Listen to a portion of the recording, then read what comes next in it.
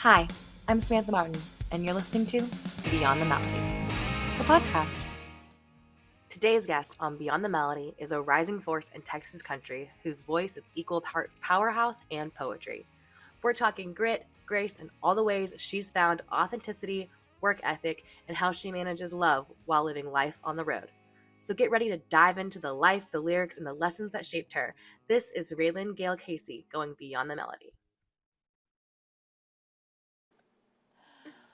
Welcome everyone to Beyond the Melody. Today we are sitting down with the incredibly talented Ralyn Gayle Casey. We met at the Songwriter Showcase last year and reconnected when I moved back to Fort Worth.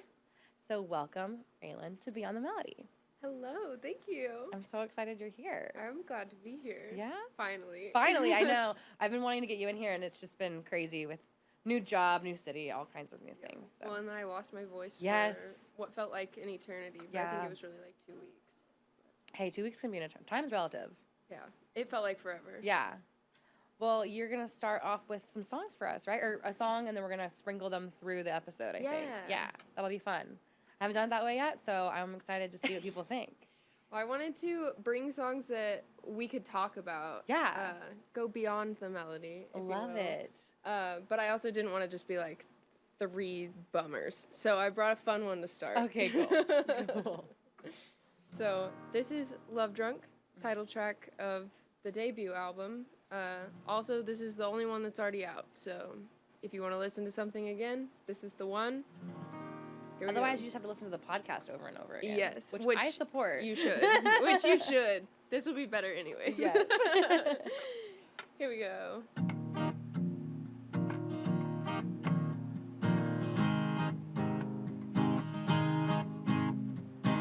Heels in my right hand, heartbroken again. I'm taking these 12 steps over to my best friends. I guess it wasn't him, but I'll keep on looking until I find the one.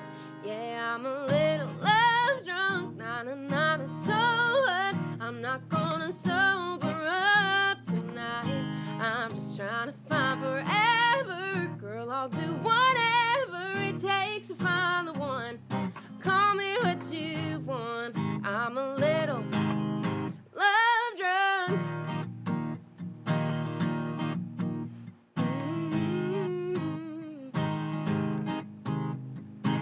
Makeup and Chardonnay, a playlist of Shania Twain. I'm strapping on my heels, headed to another tender day. 6'5", I know he's lying, but I'll give him a try, 'cause I don't know, maybe he's like really nice. And I'm a little love drunk, na-na-na-na, so what? I'm not gonna sober up tonight.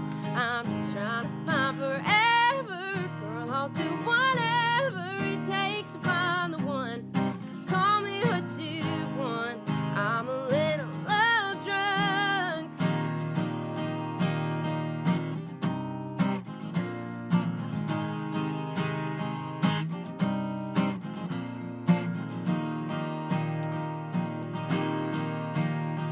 My love life's on the rocks like whiskey. It's a story of my life.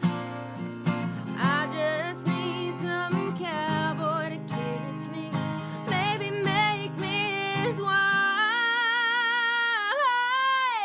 I'm a little love drunk, so I'm a little love drunk, na-na-na-na, so I'm not gonna sober up tonight. I'm just trying to find forever. Girl, I'll do whatever it takes to find the one. Call me what you want. I'm a little love drunk. I'm a little love drunk.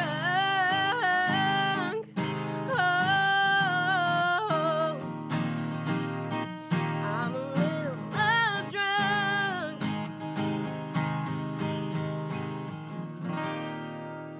Yay! I love it. That was so good. Thank you. You really can belt it out, girl. Oh, Oh my thanks. gosh, that was so good. I love that. Thank you. You killed it. You killed it. So tell me about what it was like writing that song. That one, a lot of my songwriting I do in the car when I'm like driving to and from someplace. And I had the title for that one in mind that I was like, I think Love Drunk is just like a cute title. So I should write a song called Love Drunk.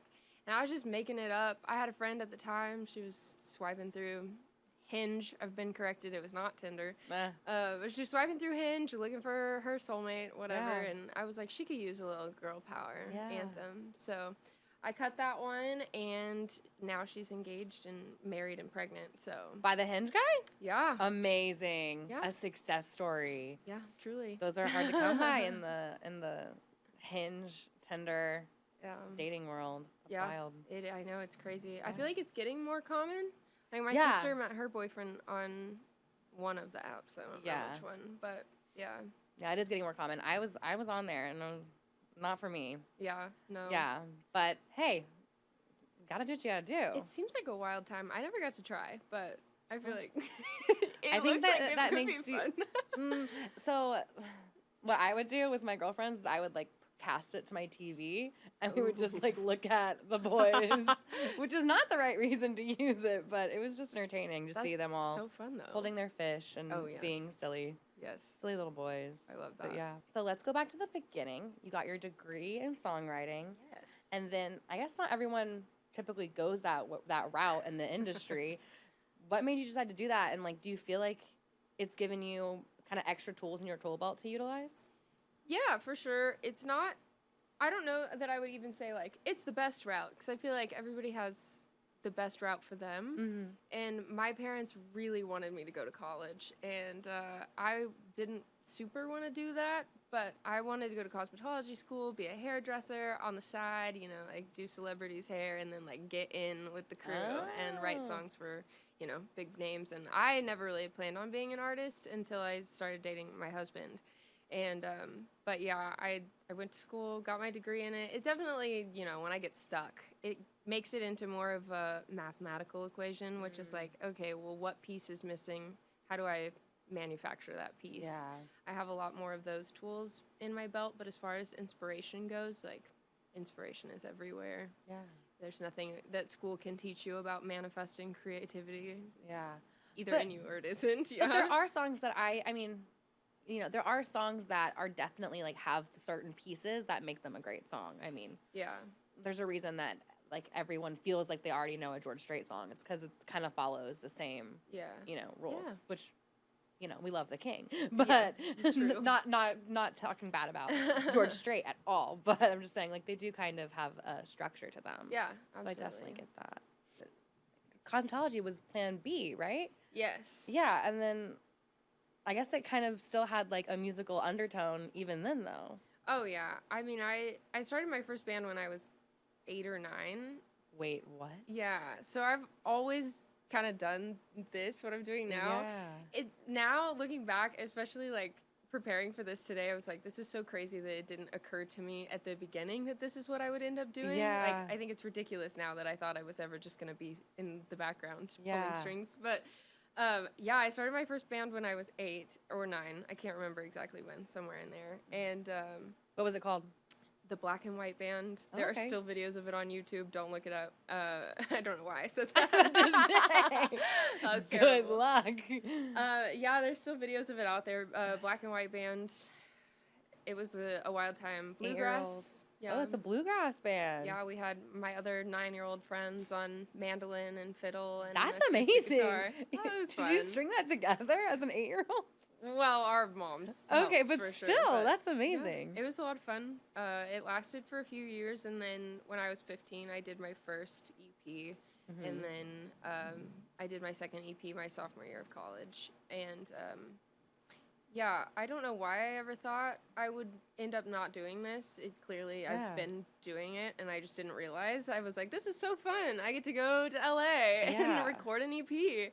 And Well, you're not a background person. I mean, you definitely, I mean, well, thank you. I mean, maybe you used to be, but not anymore. Oh, well, thank you. Yeah, I Thanks. don't know what. Yeah, the sparkly boots are in the last few years. But Yeah, but it's still, you have great style and everything, so Yeah. you definitely need to be up front, I think. Thanks. I feel like I would agree with you now. Yeah. Your mom though, she came from the pageant world, right? Yes. Do you think that really shaped how you like approach your stage presence and that kind of thing? I think probably more than she and I realize. Mm-hmm. My mom is a very good stage mom. Like, my mom was never nervous for me to go on stage. She was always like, yeah, this is just part of it. You have to go up there and do your thing. She was honestly more nervous for me to get off stage. And she was like, you have to talk to people because I'm such an introvert. And she was like, you can't go up there and be so fun and then come down here and be like, hi. Like, it makes you look rude. And so I was like, okay, well, I got to figure out how to be bubbly and funny. And like my sister, she's, it all comes naturally to her, of course. So I was like, how do I be more fun like her? But my mom was always really good at like the stage stuff. And she was also really good about like, she was never a momager.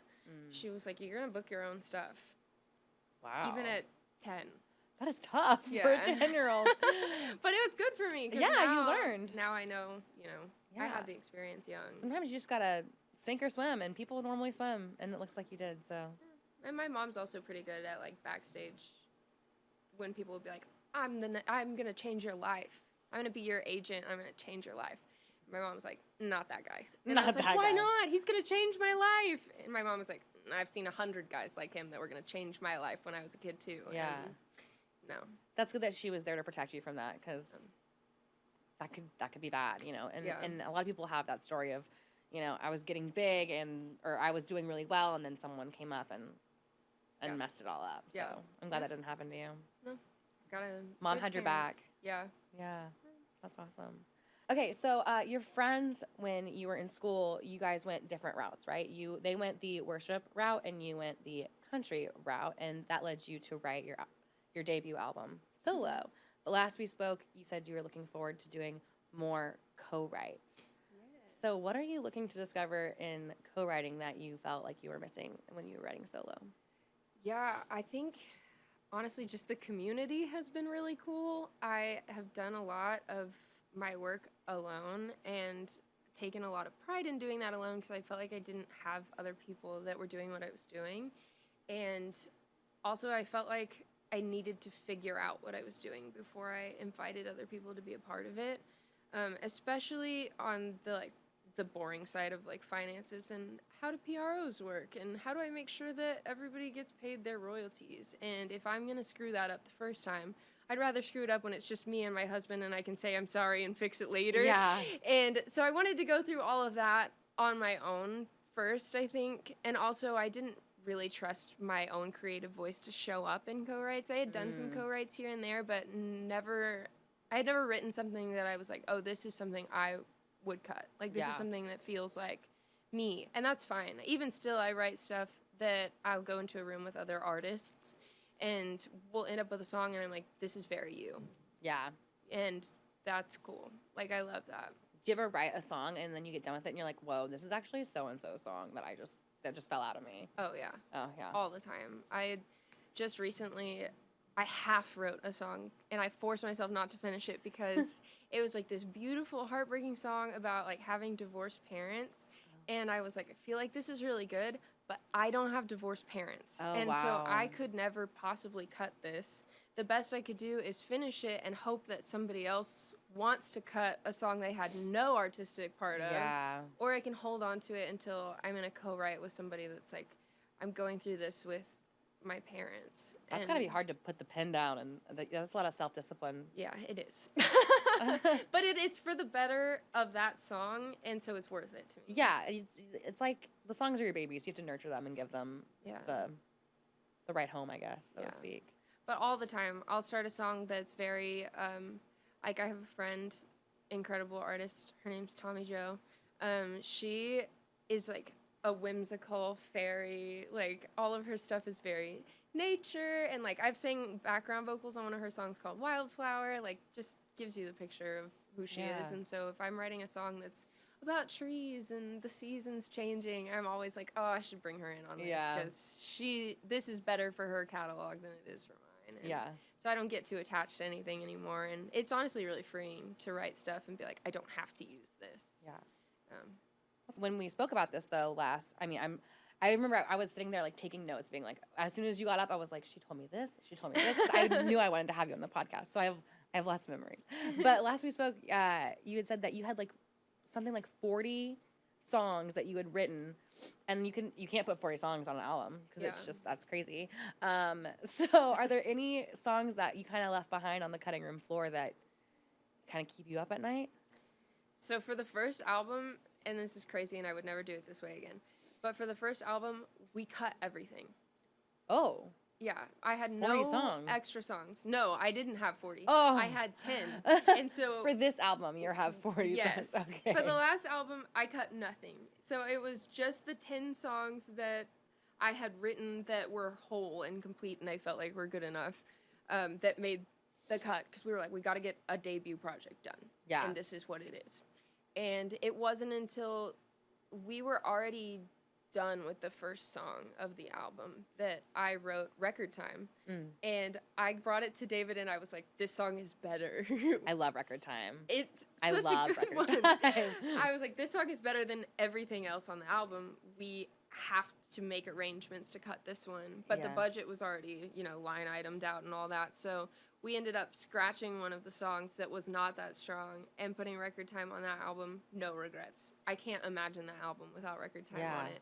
But because we had that experience, I know that even if we get halfway done with production on this next album and I'm feeling like I wrote the best song ever, I just swap it out. Yeah, just swap it out. And I'm sure there will come a day when I look back and I'm like, oh, I like that song. Yeah. There are going to be good songs that get cut from this album because I've been doing so much co-writing and my friends are so creative and the songs that we've written are so cool and I can't really use all of them. And so this will be the first time that I finish a project that has songs on it that I love that don't make it on the album. Yeah.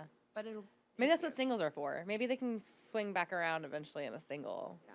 I have some friends that are not artists yet that I hope will step into it and maybe cut some of the songs that I'm not cutting. So kind of you're reserving them for them. Yeah, like I hope someday. I hope someday too. Yeah, because they're good. The world should hear them. Yeah. But I have I have a brand and a thing that I'm doing, and some of those things are not super aligned with my brand, but that doesn't mean they're not a good song.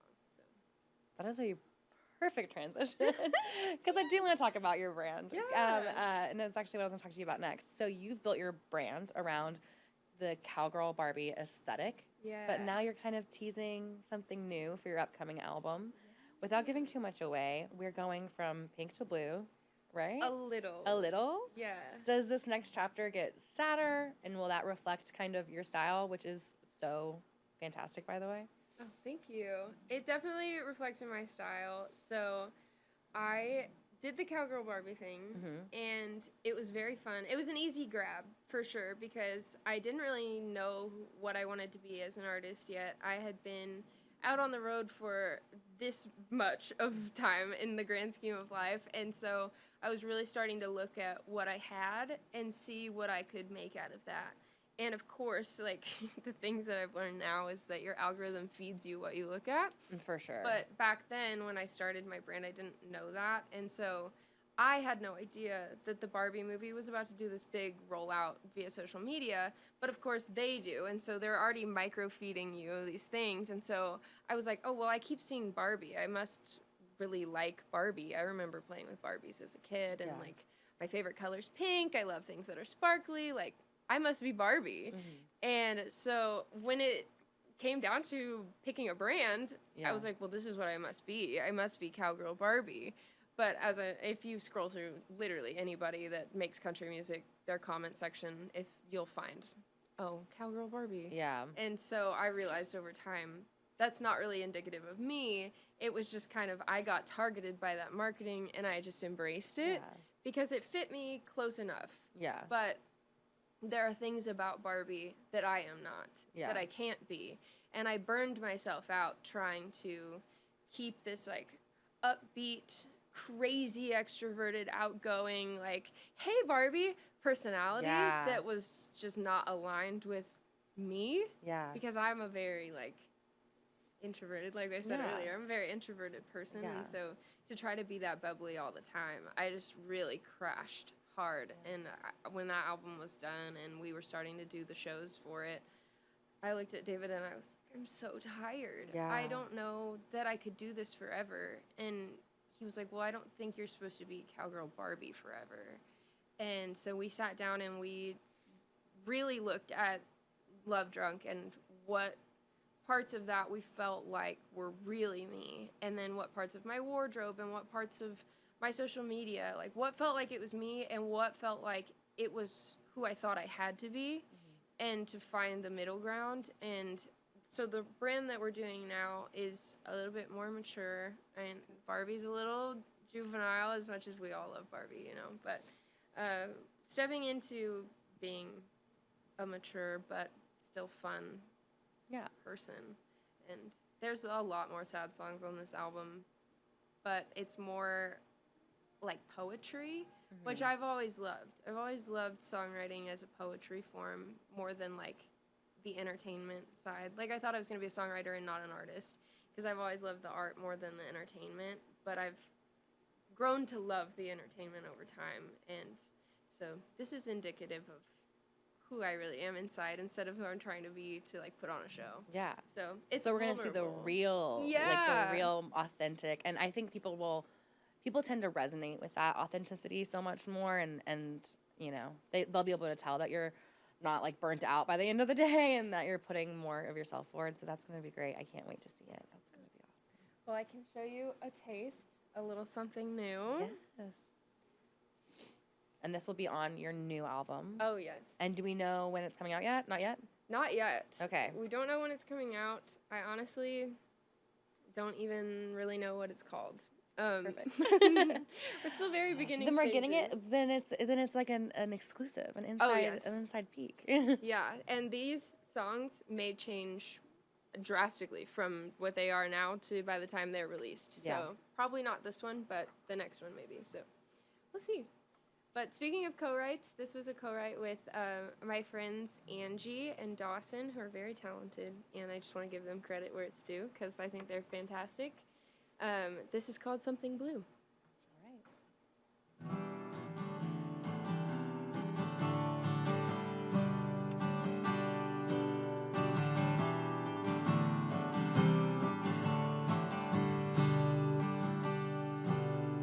A shiny new KitchenAid sitting on the counter next to recipes we never made, passed down from our grandmother's, tried and true. But things aren't made to last like they used to.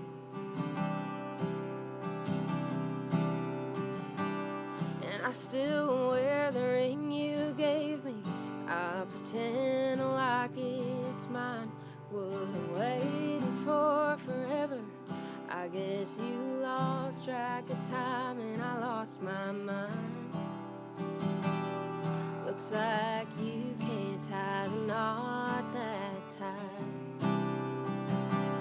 on something honest, something true, something old, starting new, something borrowed was you.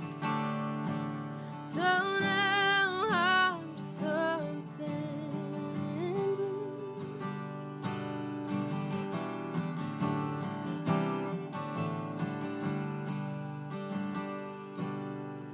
You can tell your family thank you for the flowers, a bouquet of dying daisies, reminding me of what was ours, so temporary. 'Cause you never got around to giving me something honest, something true, something old, starting new, something borrowed was you.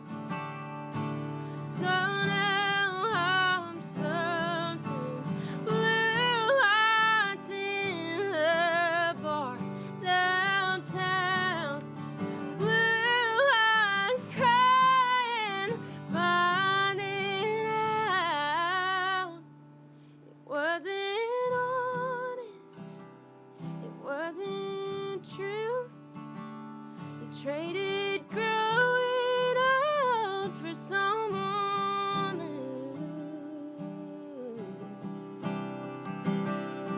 Something honest, something true, something outside, something borrowed was you.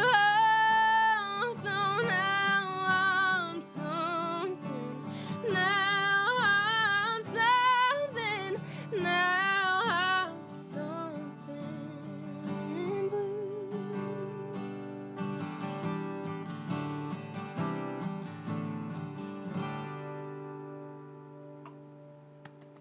Thank you. Love.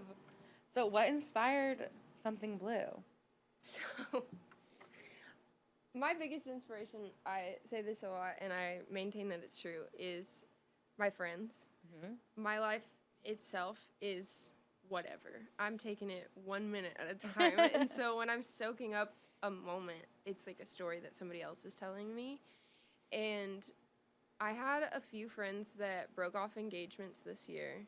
It's for the best. Everybody, all parties agree that this was for the best. But I just felt like there's not a whole lot of songs out there that are like, we almost made it to the aisle and Yeah. then we didn't. Other than the only one I can think of is Carrie Underwood, and it's because he dies. So that one's a little Damn. niche, A yeah. little dark. So I wanted to write a song that, like, my personal form of therapy is like screaming songs on my shower floor. Yeah. You know, that I'm like, this is just exactly how I feel right now. For sure. And I just want to give that to my friends if I feel like I can't find it, you know? I'm like, well, here, take this. And so the original concept for that song was, like, now I'm something blue. And Yeah. I banged my head against a wall with it for about 4 hours. And I was like, this is not happening. And so I took it to my friends Angie and Dawson, and it was done in like an hour. It just sometimes works like that. Like, Yeah. things just flow so naturally when you get in the right Yeah. space. It was great. But I agree with you about. I'll drive in the car, and when I find a song that like is exactly what I'm going through, I'll just like scream sing it while driving. Oh, yeah. Probably a little dangerous, but it gets the job done. I feel better afterwards. yeah. Always. Yeah. So you are actually so great about shouting at your friends. Oh, thank you. No, really. I Like try. even at the showcase, you did a great. I mean, you always were like, this, I wrote this with this person, and you even shouted out me, which meant so much. I was Yes. like, oh my gosh, like I was like so shook by that. No, I love podcasts, but I literally love I've seen every episode. I Thank was just you. finishing Niall's episode on my way here. I Thank love you this so podcast, much. so, Thank you. of Thank course. you. I really appreciate it. But you're great at like giving those shout outs. So I really appreciated you doing that at the showcase because it helped get people to listen, hopefully. And they should be listening. Thank you. Thank you. Well, speaking of the showcase, you absolutely killed it. Thank you. It was so fun to watch you up there. And like, that was how we met. And there was just not a dry eye in the house by the time you were done, which I feel like that's when I feel like someone really crushed it, is when when they make them cry. I'm like, that's it. That's the sweet spot. And you can belt so well. I mean, thank you you. really got that range, girl. I think I take notes at the Larry Joe Taylor thing, which are so dorky, but I want to remember everybody. Yeah. And there's so much talent in that room. So I take notes, and I think one of mine for you was like, the range on my friend is crazy. It's probably from all of my screaming in the shower that I do. That you have the range. Yeah. Hey, you're doing like emotional therapy and also vocal exercises. Yes. So It's true. it's twofold. Yeah. Yeah. But anyway, I want to talk about so at the showcase, you got off the stage and you looked at me and you were just like, whew. And so I want to talk a little bit about nerves. Oh, yeah. So tell me about like how you felt going into that. I know people say that showcase specifically is daunting. Oh, yeah. Can you tell me about how you were feeling before, after, how it went? Yeah. How it went from your perspective? From my perspective, it went great. Well, thank you. When I watched the videos back, too, I was like, this is not as bad as I thought it was. No, I have not been that nervous in probably at least 10, if not 15 years. Insane amounts of nerves. but that competition is so intense, and I was not expecting to make it that far, because that was the second round, and I'd done it, last year in my first round. We were a hot mess. We were y'all adorable, were great. but Y'all we were a hot not, mess. Y'all were not doing the songwriter showcase. Y'all were doing just a showcase, which is great. We just came to play, and we were not the vibe, but we had a great time. And we went home, the whole hour ride home, we were like, okay, so we're going to try again next year. We're going to do a lot of things different. Just misunderstood the assignment. Yes, for sure. But it was still great. Thank you. Yeah, it just was not, I didn't even bring my 3, most songwriter songs. I brought my 3 most entertaining songs, and we had a blast, but totally missed the vibe of the event, for sure. But we're big practicers, my husband and I, we do not wing it, ever. Yeah. And so once we were there, we were like, well, this is what we brought, so we're full send. This is what we're doing, and we're going to lean in and do it the best we can, and if it's not it, it's not it. We messed up, and that's okay. Yeah. We'll get them next time. And that's basically what we did. We walked out there, and we were like, this is wrong. But we went first, so we didn't know. So we just full send, and then as soon as the next person got on stage, we looked at each other, and we were like, oh, crap. Okay. Okay. You live, you learn. Yeah, so then this year coming back, we were a little bit more prepared, and it was fun. My parents were there, which was nice. That was really great. But I told them, we're not here to win. I don't expect to win. I've already done this once. I lost last year. We're just here because everybody here is awesome. And I just am so excited to be in the room. And my parents, of course, were like, you're going to win. Yeah. And I was like, y'all are the sweetest. I'm not going to win. But thank you so much. The people that compete in that songwriting competition, it's an honor to have my name on the marquee next to them. Yeah. It's insane. I mean, because you know all of them. But I do. They're so insanely talented to be, in the club is crazy. But yeah. And not everyone who's in the club are winners. A lot of people will just... Yeah. It's a networking event. I tell people all the time, I'm like, try out for it. It's a networking event. It's so great to go to. Well, and at the beginning of everyone, Larry Joe Taylor takes us backstage, and he tells us, you're already a winner just because you're here. Mm-hmm. And my first year, I was like, yeah, I mean, whatever. That's what they say. But then when I came back, and everybody there, even the people that didn't perform, the people that I'd met the year before recognized me, I was like, well, I really was a winner. I had no idea that that's really how this works. It's it really is like a family, and you can come back and they recognize you and they know who you are. And which just gave me extra, I got to prove myself this time. Yeah. And so my first round, I thought we did really well, and, I ended up getting the wild card to go on to the next round. So even though I had mentally and emotionally prepared myself that this was it, this was my one shot to show off my 3 best songs, going into the next round, I pinky promised Larry Joe Taylor that I would play guitar for myself, which is not something I like to do. I have such a fabulous guitar player, literally all the time.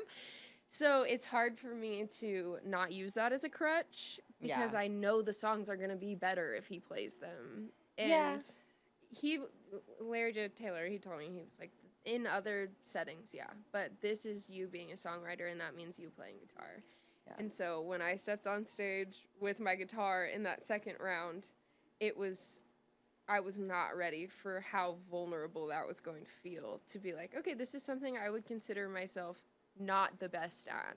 Yeah. That I'm about to put on stage. That doesn't make me feel... Especially for a room of your peers that you admire and people who are there to listen. So I see how you could feel nervous, but you really and I had already played my best 3 songs. So on top of that, I was like, I don't know, these songs are good enough to win. And so I had just written Cigarette Smoke, and I did tell Presley and Nick, they told me, they were like, play the old stuff. You're going to want to play the new stuff. Play the old stuff. And I was like, if I'm going to throw a Hail Mary, I'm going to play this song because it's better. I just know it's better. And I believed that I knew it well enough to play it. And so I did. Yeah, you had my whole table was just in tears. I think it was the best song I played out of all 3 of them. I don't regret it. You did that song, you did Something Blue, and then you did Record Time. Was that the set list? That was one from each session. No, I did Something Blue in my first round. Okay, with David, and then that's one from each session. In my second round, I did Cigarette Smoke, I did Something About Nothing. Something About Nothing. Yeah, and then I did Your Friends Like Me Better, which I was like, this song is just funny. Yeah. And I was like, this is just going to be fun. And then halfway through it, I was like, I shouldn't have played this song. I didn't think that. Maybe that's true in terms of like, I don't know, winning. But I think it's always good to have like a variety, because when someone gets up there and they're just like bummer, bummer, bummer, I'm like, don't get me wrong, that was great, but like, I need to go collect myself. Like, Yeah. So I liked that you did kind of Thank you. a variety. I knew Cigarette Smoke was going to be so sad that I tried to play two a little bit happier ones at the front. I Yeah. don't like to be a bummer. I know I've just said I'm an introvert and a poet and I like to be sad and cry in the shower, but I also want to have fun. I feel like sometimes though with songwriters, they really shine in the sad, which is a bummer. Yeah. Yeah, well, it's easy to very poetically express like things like tears, things like heartbreak, like feelings. Yeah. But describing a night out where everybody had fun And nothing went wrong. It's like, yeah, tough. it's really hard to make that not feel a little cheesy. Yeah. But sometimes you just gotta lean into the cheesy and have a good time, because sometimes people just want to have fun. Yeah. Even I don't always want to cry. Well, I certainly don't. But Yeah. I do like to have like a tearjerker moment, especially Well, at that event.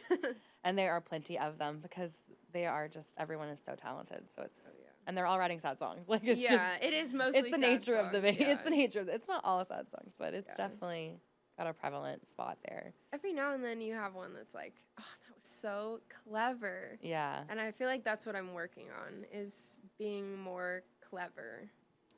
That's Yeah. tough because how do you practice that other than don't just know. sitting with stuff for longer and Yeah, just trying to be funny. But trying to be funny is not what cool. to say? It's That's- very cheesy. Yeah, it's a that's- fine line. You have to just be funny. Yeah. Stop trying to be funny and be funny. Yeah, yeah. That's tough. I'll get there. But That's for tough. now, I'm just a little sad girl. Hey, I guess. the sad. My coworker says, "If it bleeds, it leads," Oh, which is I think like a news. She was in the news, so I think Yeah. it's like a that makes a sense. journalism Yeah. thing. But it's true. I mean, people like the sad stuff. I hope so, because Well. I have quite a bit of it on the album. I do have fun songs coming too. Yeah. Yeah, but again, the fun songs aren't really the ones that have the stories behind them, and I wanted to bring you stuff we could talk about. So Yeah, I it's brought about you balance. Cigarette Smoke. Yes, let's hear cigarette smoke because I feel like we've been talking about it and I love it. But y'all, if you don't have your tissues box, please get it because this one's tough. All right.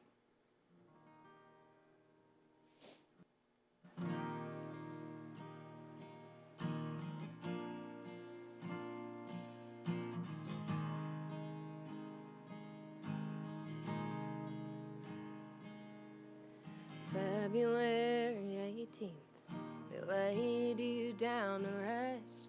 Wore the sweater that you gave me, smelled like Marlboro cigarettes. And right then I made a promise to never start what you couldn't quit.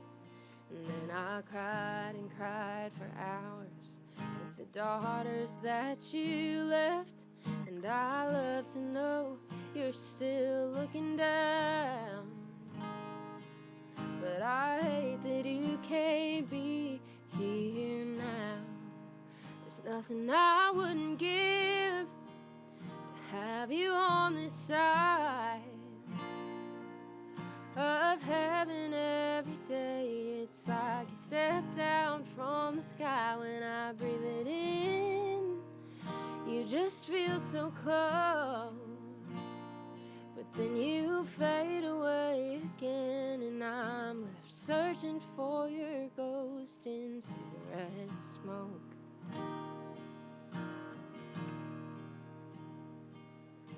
And Tuesday night I felt you there in the Walgreens parking lot. 18 years have come and gone, but it still brings me to a stop. And I linger long enough to let it burn inside my lungs. Yeah, it's secondhand like it was back then, 'cause I like the way it was. And I love to know you're still looking down. But I hate that you can't be here now. There's nothing I wouldn't give to have you on this side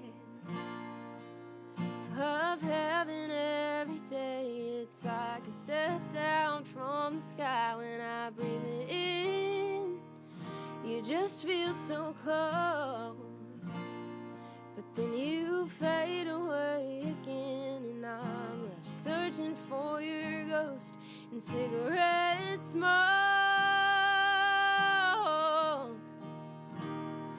Oh, and chasing you is leading me closer to my dreams. That's why smoky bars on Saturdays is my favorite place to be.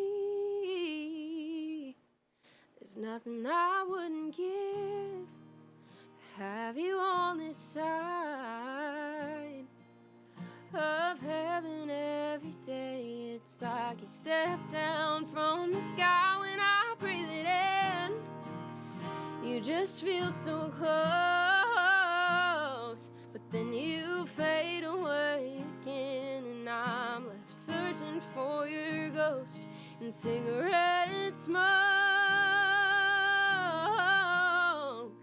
In cigarette smoke.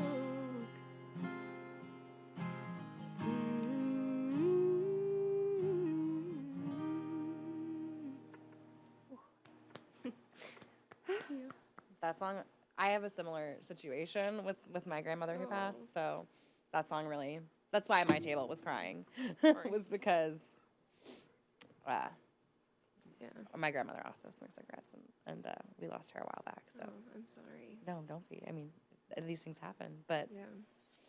but that song really resonates, and it's so touching to hear, so. Well, I'm glad. I mean, I hate that, and also I'm No. glad. Yeah, I get what you mean. Yeah. But I mean, that's why you write songs, right? Yeah. To connect with people, and Yeah. and that song really made me and my family feel really connected to you. So Oh, well, that's touching. Mm. Yeah, that one is also a co-write, so giving credit where it's due. That one is with Tommy Joe, who I mentioned earlier, and Alexis Stone, who's just getting back into songwriting and becoming an artist, and I'm so excited for her. She's clearly very talented, so that was another one that I had in my drafts for almost a year before I sat down in that session and we wrote it out. It was just kind of the right time. There were lots of people in my family that have been in and out of the hospital and going through scary things, and it just always takes me back to when we lost my great-grandmother, and she was really like the first person I ever lost, and so every time I feel like I might lose somebody, it takes me back to that place. Yeah. And so it just was like the stars finally aligned to write that one. And the first song I ever wrote was for her. She was like absolutely my champion. And so I always love going back and writing more songs for her because I know she's listening. that's such a full circle moment. I like the line at the beginning. I mean, it so sets the tone about, with the ones that you left behind, and talking about. You're talking about your mom and your aunt, or your grandmother and your aunt? Yeah, so the Or song's about my great-grandmother. Your great-grandmother, So okay. it's my grandmother and my great-aunt Yeah. that are her daughters. But they were all, like, really, back then, everybody was really young when they had kids. So Still very close. my great-aunt is almost my dad's age. And so I don't know, our family's just really close. Yeah. And I've always been particularly close with the adult women on that side of my family, and so putting them in a song about her was very, very fitting. Yeah. 'Cause they were there. They cried all the same tears I cried, and Yeah. Ooh. sorry. No, it's okay. That one's always tough for me. But always. I've heard it twice now. Yeah. All 2 times it's tough. Yeah. Well, I cried on stage. Yes, you did. And I was like, I gotta. But pull again, it together. made it so raw and real, and Oh, like, thank you. it was very authentic, Thank you. which I think is what you're aiming for and Yes. achieving, in my opinion. So. Oh, well, thank you. Yeah. Definitely trying to be more me. Yeah. Which is strangely easier. It's actually a lot less trying than I thought it would be. It's just being. It's just being me. Yeah. Which has been really cool. And Yeah. writing songs about what's actually on my heart instead of writing songs that I think people might want to have a Yeah. good time too has been really liberating. So, And I think that, I don't know, they're connecting with me. So if I'm your good. audience, then it's Yes, happening. you're absolutely my audience, Mhm. even in pink. Yes, I am. I did that just for you. I wanted to, you know, support you or support you. We're here. But I did want to I honestly, it's happened like every time, sometimes serendipitously, but I feel like I tend to go with my guest. So Yeah. it's worked out. Yes, I love that. It's because you're so naturally supportive. Yeah, I think it's just because I'm friends with everybody. So I'm like, what would they wear? Yeah. So I want to talk about love and music and Okay. your hubby. You so lovingly referred to him as Cowboy Keanu Reeves, which I'll put a picture of you guys on the video podcast because you're right. You're totally right. He does look like him.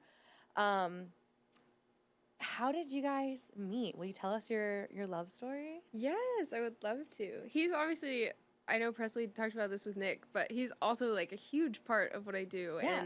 And giving credit where it's due, I would not be doing any of this if it wasn't for him. So very grateful to just have him at all. And so we met in singing lessons when I was 9, I think. Oh, wow. Yeah, I don't think I met him till I was 11, actually, but I started in that studio when I was 9, and every year we would do, the end of the year showcase, whatever, and he was a drummer back then, so even though he was a student, he also would play drums for the other students in the showcase, and I was one of those students, and so we were just kind of always around. We have a pretty significant age gap, so it was never romantic or anything, but I just always knew him, and we ended up in projects together once I got a little bit older. Our studio director, his name's Andy Garcia, fantastic guy, love him. Again, wouldn't be where I am without him. But he put this project together that was like a little band of, some of his students, and we were both in it. And so we spent a little bit more time just as friends getting to know each other, because I think I was 14 and he was probably 20 or something.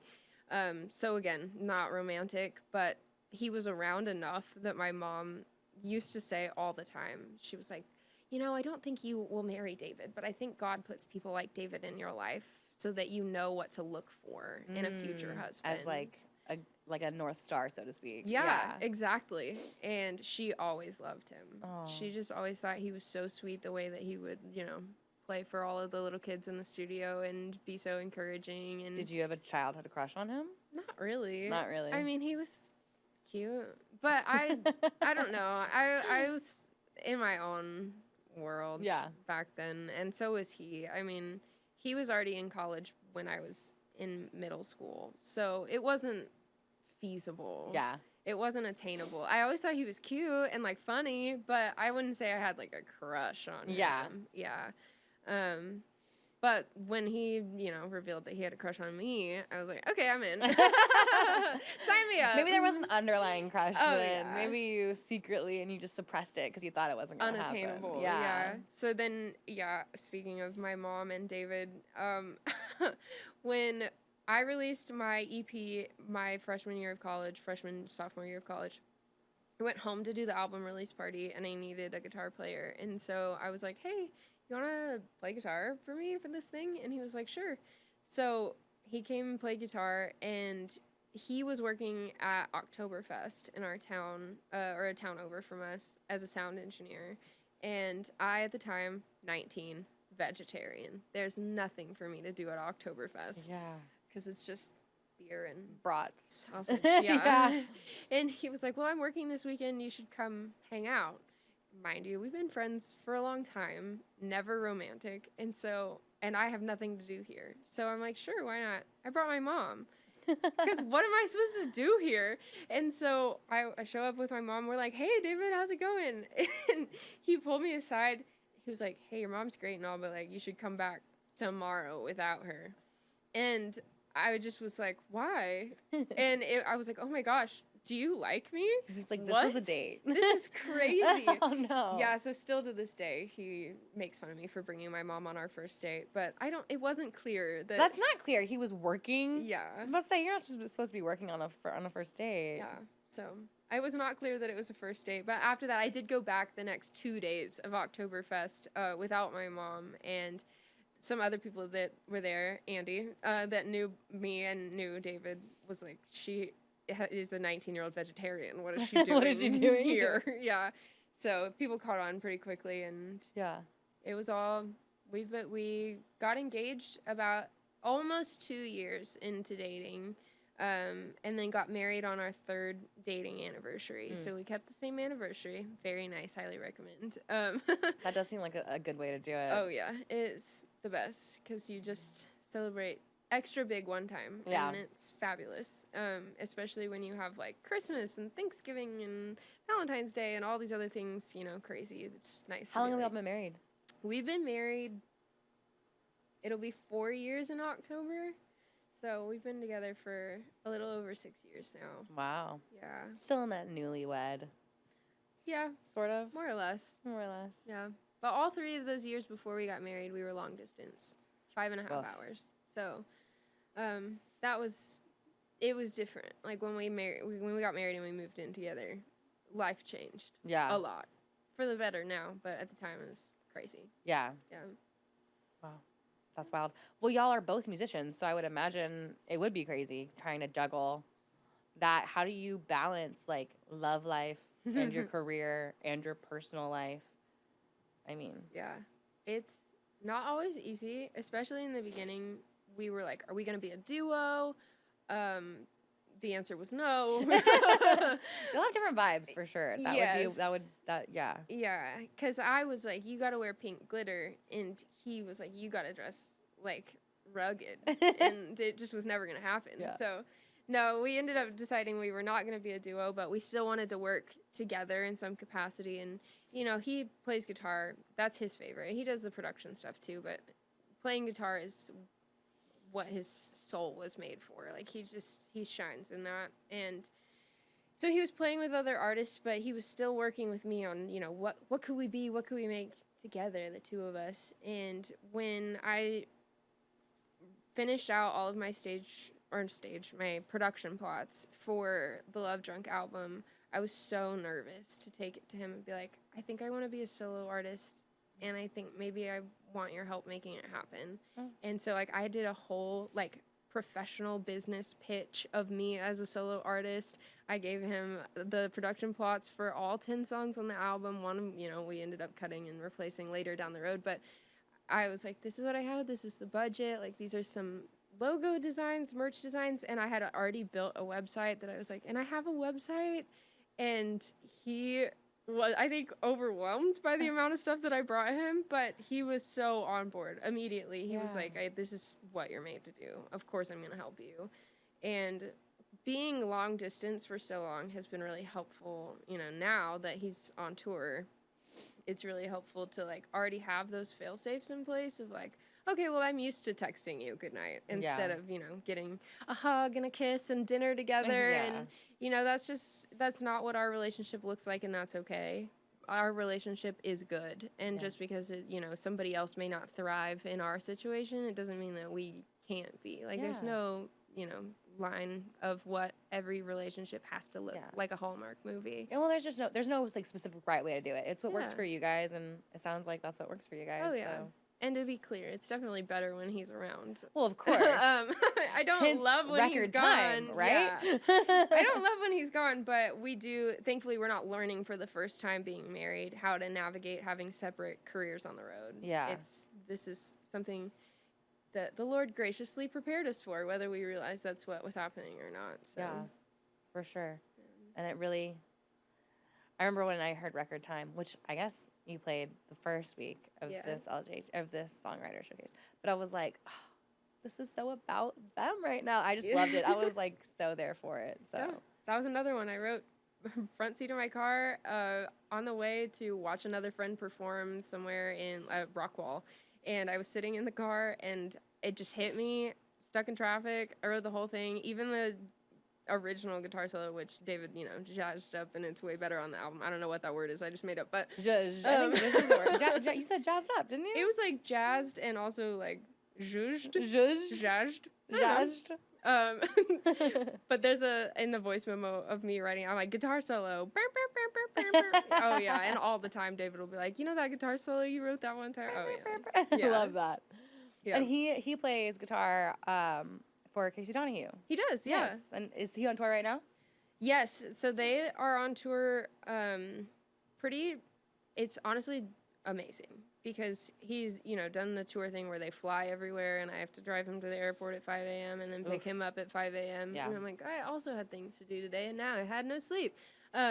So that wasn't the best, but we made it work. And this tour has by far been my favorite artist he's toured with because they come home on Sundays. Yeah. So I still get to see him like Monday through Wednesday or Thursday. And then he goes off and, lives his dream and comes back happy and excited to be home on Monday. And this is the best. Yeah.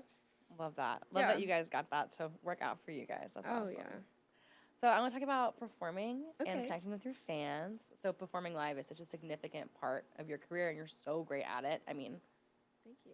which I saw in the first showcase. Yeah. How do you prepare for shows? And is there any performance that like really stands out in your mind that like, if you could carbon copy that one and do it over and over again, you would? Oh, wow. Okay.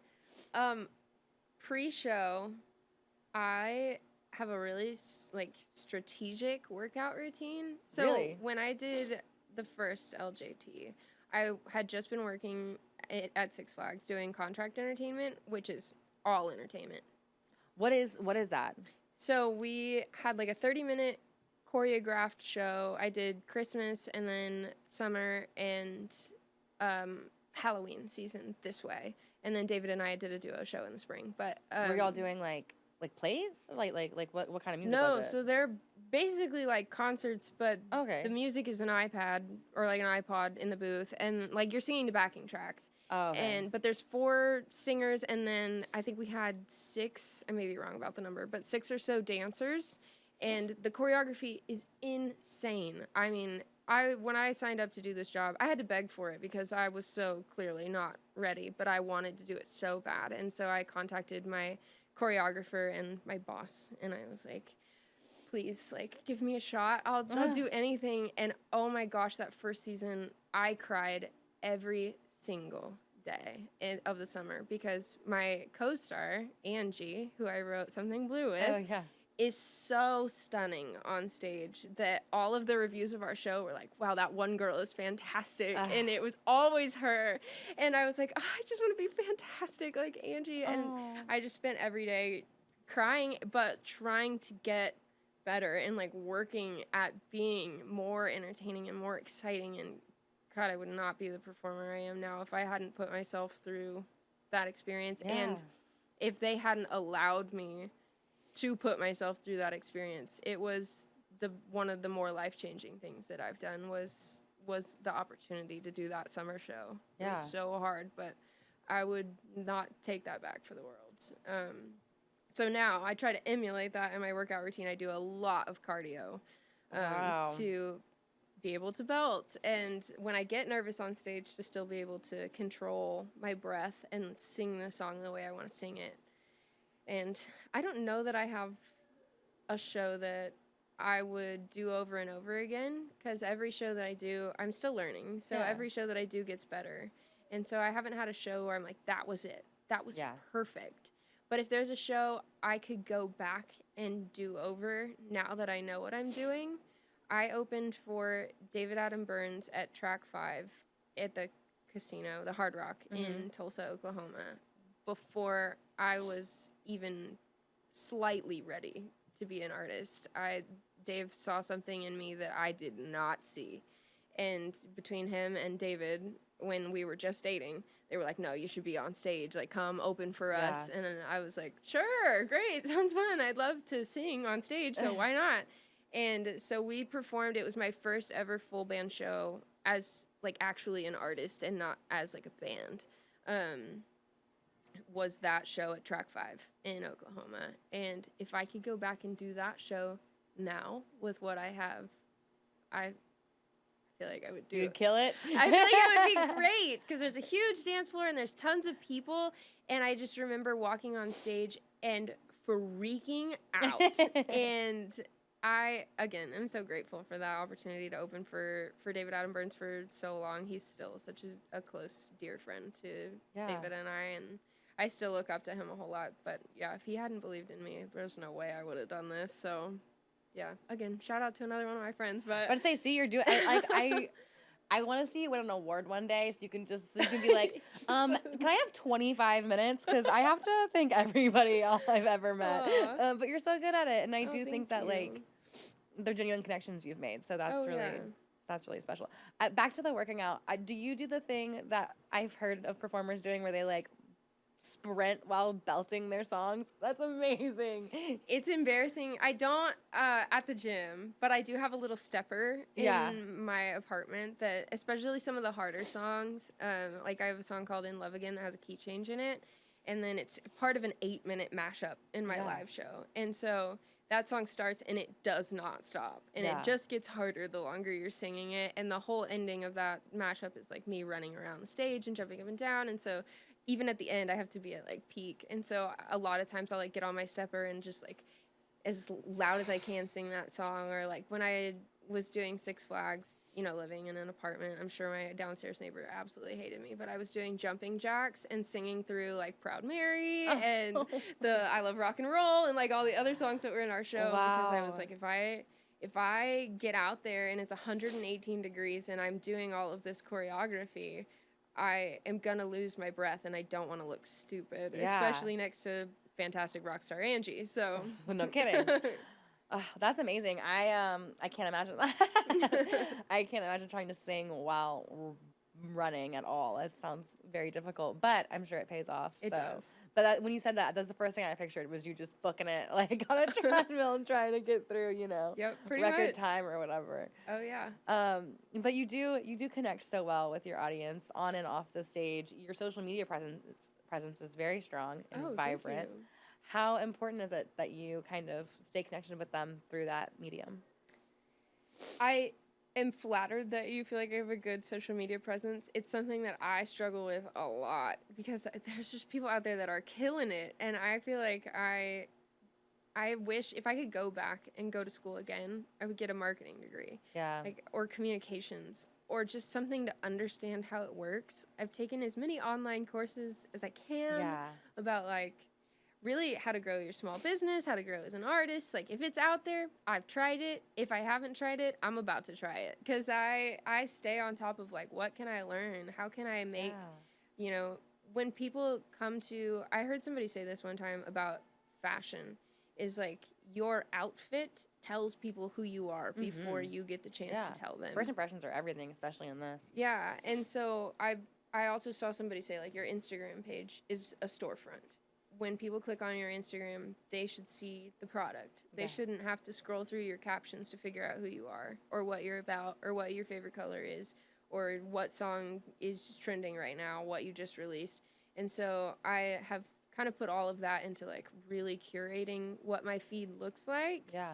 And that has given me the freedom to post a little bit less often, is to be like, okay, I know my next post needs to be this, so let me make sure I get that content sometime this week and put that up. But then I'll get into like crazy busy seasons and I just can't. I'm like, okay, well, Instagram is not as important as making it to the show on time, so I'm just not gonna post on Instagram today, I guess. But I don't know. When I look at I definitely see that. When I look at your Instagram, I definitely see the brand. Thank you. For sure, it's there. And I have to tell you, as someone with an advertising degree and a communications degree, it's changing constantly. So you would have wasted your money because I swear it's different every day. Granted, I work in it. I mean, I'm a social media specialist for the city of Fort Worth. I do the animal care control social media. Go follow it. But it changes every day, and I swear I sit down and I'm like, why did that post do well and this one didn't? It was a time of day. I mean, there's so many factors, and that it's changing so much.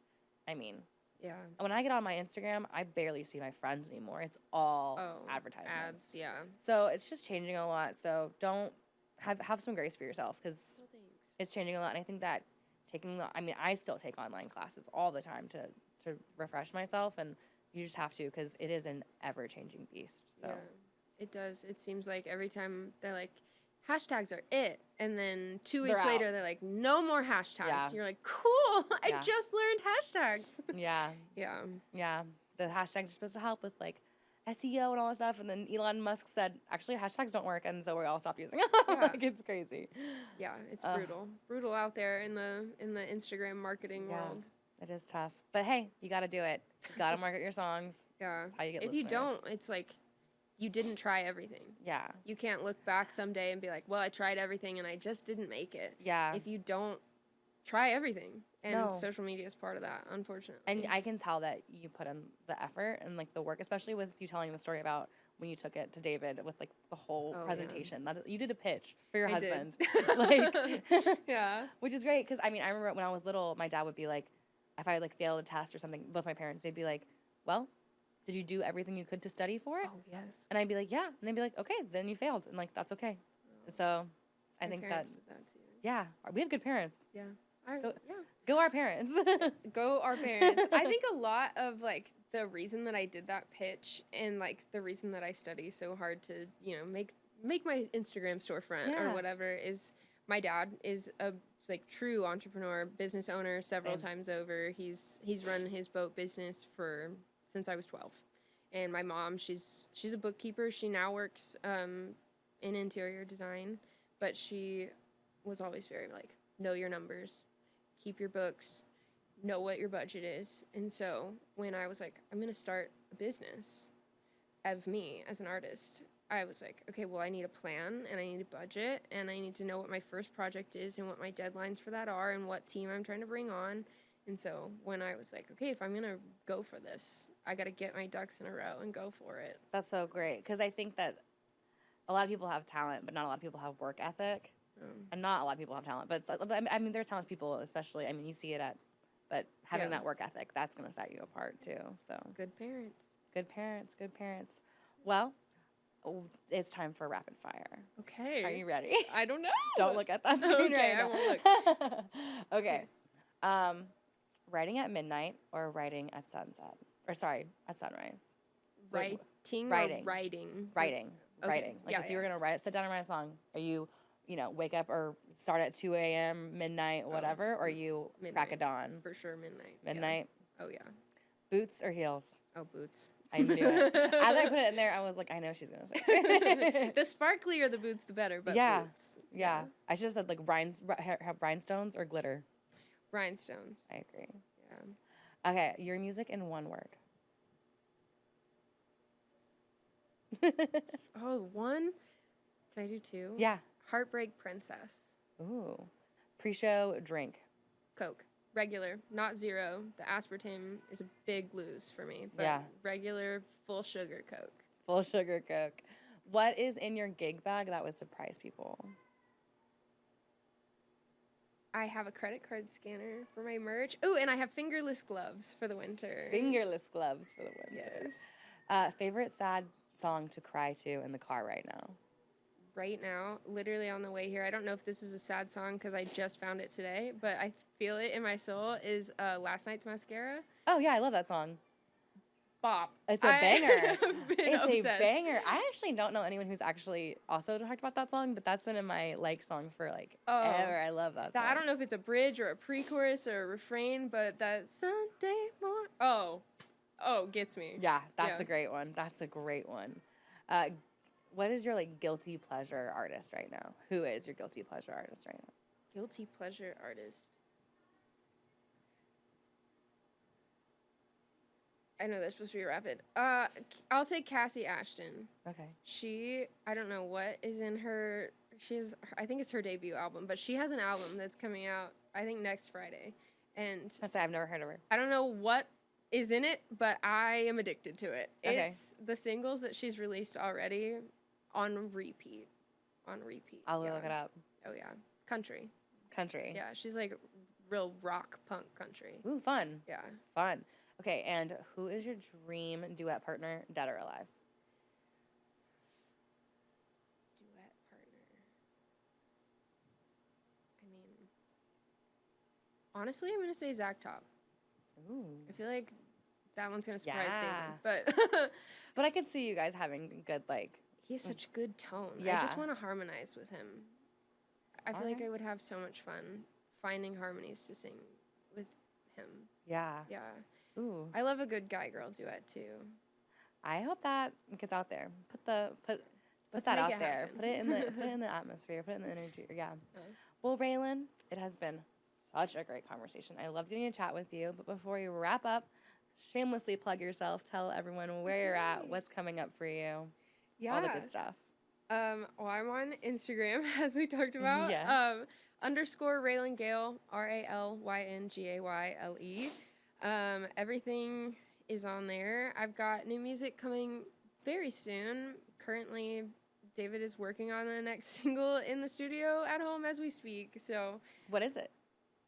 Can't say yet? can't say yet. Can't say yet. Can't say yet, but it may or may not, or might possibly, but also might possibly not be something blue. So. I was about to say, have I heard it?